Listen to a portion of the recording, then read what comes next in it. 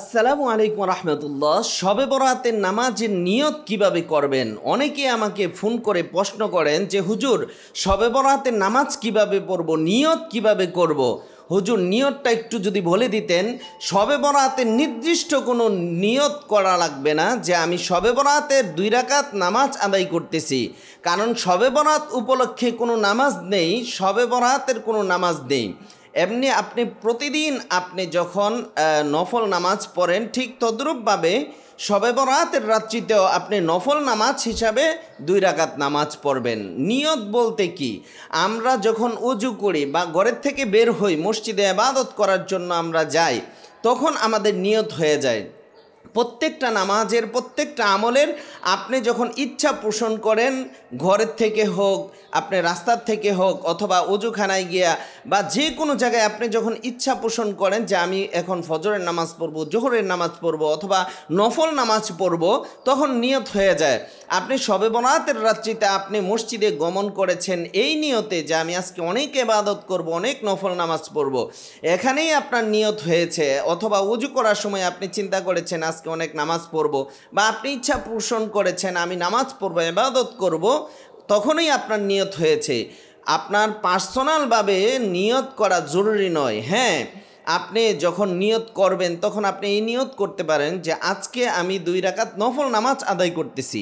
শবে বরাতের কোনো নির্দিষ্ট নামাজ নেই, যেহেতু নবীজি সাল্লাল্লাহু আলাইহি ওয়াসাল্লাম বলেছেন এই রাত্রিতে লাইলাতুম মিন নিসফি মিন শাবান ফাকুমু লাইলাহা, এই রাত্রিতে বেশি বেশি ইবাদত করো, বেশি বেশি আল্লাহ তাআলার কাছে চাও, এবং তোমরা বেশি বেশি আল্লাহ তাআলার কাছে কোরআন তেলাওয়াত করো, বেশি বেশি আল্লাহ তাআলার কাছে ভাগ্য চাও, কারণ এটা ভাগ্য নির্ধারণ করেন আল্লাহ তাআলা। ভাগ্য বন্টন হয় কার বাজেটে কত আল্লাহ তাআলা ভাগ্য দান করবেন, কত টাকা দান করবেন, কি রিজিক দান করবেন, আল্লাহ তাআলা পুরা 1 বছরের ভাগ্য এই রাত্রিতে আল্লাহ তাআলা নির্ধারণ করেন। নবীজি সাল্লাল্লাহু আলাইহি ওয়াসাল্লাম বলেছেন ফিহা ইউক্তাবু কুল্লু বানি আদম, কত আদম সন্তান এই জমিনের মধ্যে পুরা 1 বছরে আসবে।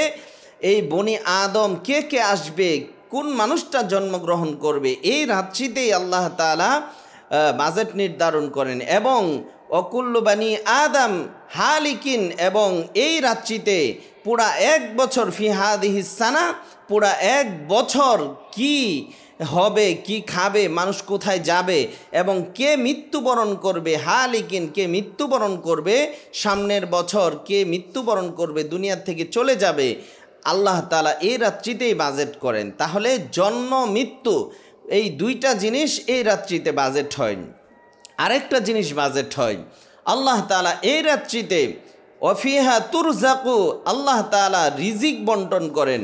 এই রাত্রিতে আল্লাহ তাআলা মানুষের রিজিক বন্টন করেন। কে কি খাবে, কোথায় তার রিজিক, কি পড়বে, কত টাকা ইনকাম করবে, কি হবে না হবে, সব কিছু এই রাত্রিতেই আল্লাহ তাআলা বাজেট করেন।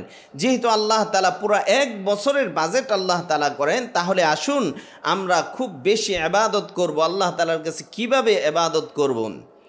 যখনই ইবাদত করব তখনই আমরা কোরআন তেলাওয়াত করলে নিয়ত হয়ে যাবে যে আপনি কোরআন তেলাওয়াত করবেন। আপনাকে আলাদা নিয়ত করতে হবে না যে এই ইবাদত করব। আপনি যখন ইবাদতে দাঁড়িয়েছেন বা ইবাদত করার জন্য ইচ্ছা পোষণ করেছেন, তখন ইবাদতের নিয়ত হয়ে যাবে।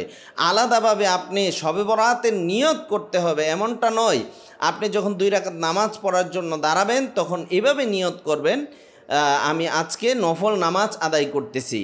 যদি কেউ শবে বরাতের নামাজের নিয়ত করে, এটা বেদাত হয়ে যাবে, কারণ শবে বরাতের কোনো নামাজ নেই। নির্দিষ্ট করে শবে বরাতের নামাজ আদায় করা এটা বেদাত।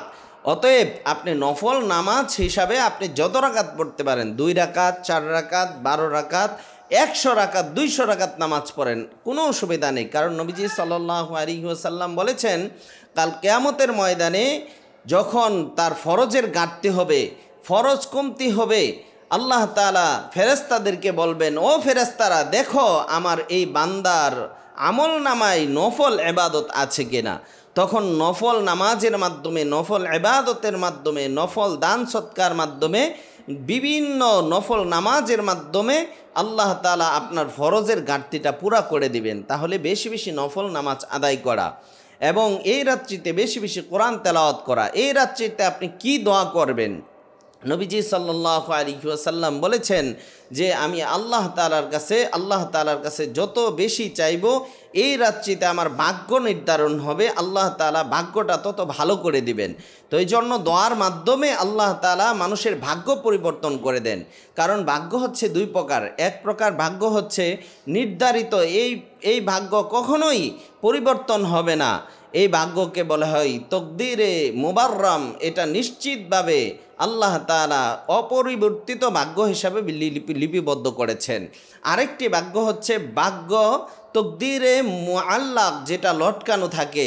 দোয়ার মাধ্যমে আল্লাহ তাআলা ভাগ্যকে পরিবর্তন করে দেন। এই জন্য দোয়ার মাধ্যমে আল্লাহ তাআলার কাছে আমাদের পুরা 1 বছরের বাজেট আমরা পরিবর্তন করে নিব ইনশাআল্লাহ। এবং আমরা যখনই নামাজ পড়ব তখন নফল নামাজের নিয়ত করব। 2 রাকাত নফল নামাজ আদায় করতেছি, আল্লাহু আকবার। আমরা নফলের নিয়ত করে যত রাকাত 2 রাকাত করে যত রাকাত আমরা নফল নামাজ পড়তে পারি।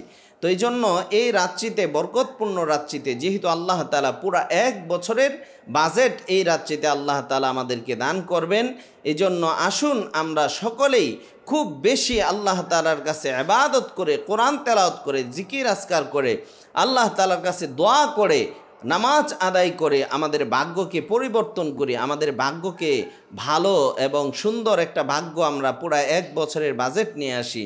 তো এই জন্য এই রাত্রিতে আমরা খুব বেশি বেশি আল্লাহ তাআলার কাছে দোয়া করব। কি দোয়া করবেন? শবে বরাতের রাত্রিতে আপনি কি দোয়া করবেন? সবচেয়ে উত্তম দোয়া কোনটি? আল্লাহ পাক রব্বুল আলামিন কোরআনুল কারীমের মধ্যে সবচেয়ে দামি একটা দোয়া শিক্ষা দিয়েছেন। আল্লাহ তাআলা বলেছেন আল্লাহ তাআলার কাছে কিভাবে চাবো। আল্লাহ তাআলা শিক্ষা দিয়েছেন, রব্বানা আতিনা ফিদ দুনিয়া হাসানাতাও ওয়া ফিল আখিরাতি হাসানা ওয়া কিনা আযাবান নার। রব্বানা, হে আমাদের রব, আতিনা, আমাদেরকে দান করো, ফিদ দুনিয়া হাসানা, দুনিয়ার সমস্ত কল্যাণ।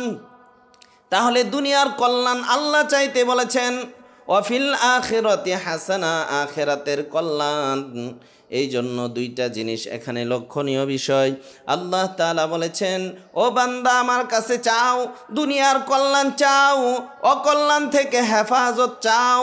আল্লাহ তাআলা বলেছেন তুমি আমার কাছে চাও, আল্লাহ দুনিয়ার কল্যাণ দান করো, কল্যাণ থেকে হেফাজত করো, আখিরাতের কল্যাণ দান করো, আখিরাতের অকল্যাণ থেকে হেফাজত করো, ওয়াকিনা আযাবান নার, এবং জাহান্নাম থেকে মুক্তি চাও।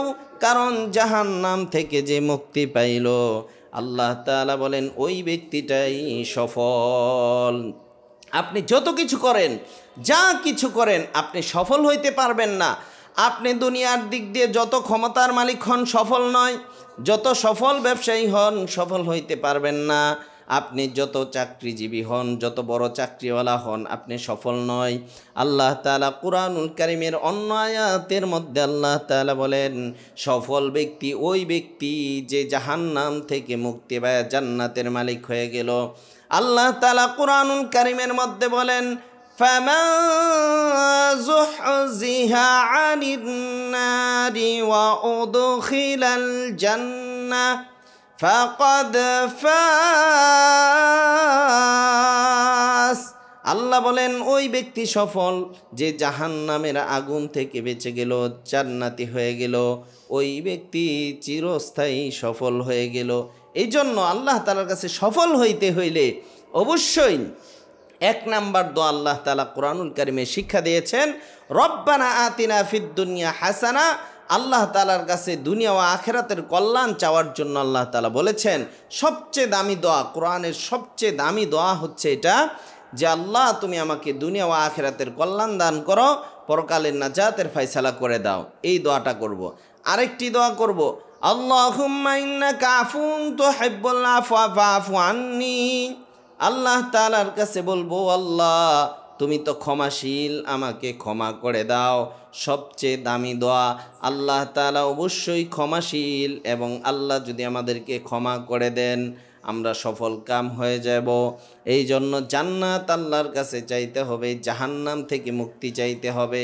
আল্লাহ তাআলা বলেছেন যে আমার কাছে জান্নাত চাও এবং বড় জান্নাতটা চাও, এবং জাহান্নাম থেকে মুক্তি চাও। আল্লাহ তাআলা যেন আমাদের সকলকেই এই রাত্রিতে আল্লাহ তাআলার কাছে এমনভাবে ইবাদত করব, এমনভাবে চাবো যেন 1 বছরের বাজেট আমাদের জন্য সুন্দর একটা বাজেট আল্লাহ তাআলা দান করে। যে যত বেশি ইবাদত করবে তার বাজেটটা আল্লাহ তাআলা তত সুন্দর করে দিবেন। এই জন্য আল্লাহ তাআলার কাছে আমরা খুব বেশি চাবো। আল্লাহ তাআলা তৌফিক দান করুন। আসসালামু আলাইকুম ওয়া রাহমাতুল্লাহ।